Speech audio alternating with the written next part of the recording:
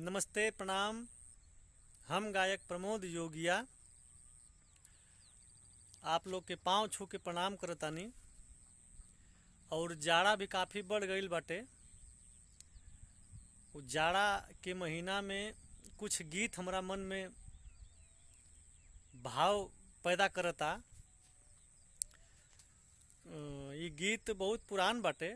लोग बतावेलन कि गावे वाला पुरान हो जाला, बाकी गाना कबो पुरान ना होला। गाना ये बा कि जब घरवा में रही है लुगाई,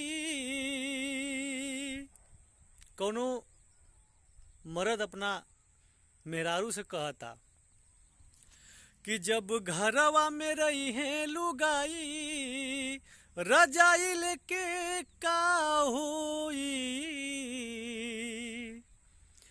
जाड़ा तोहरा के देखते पराई, रजाई लेके का होई, जाड़ा तोहरा के देखते पराई, रजाई लेके का होई।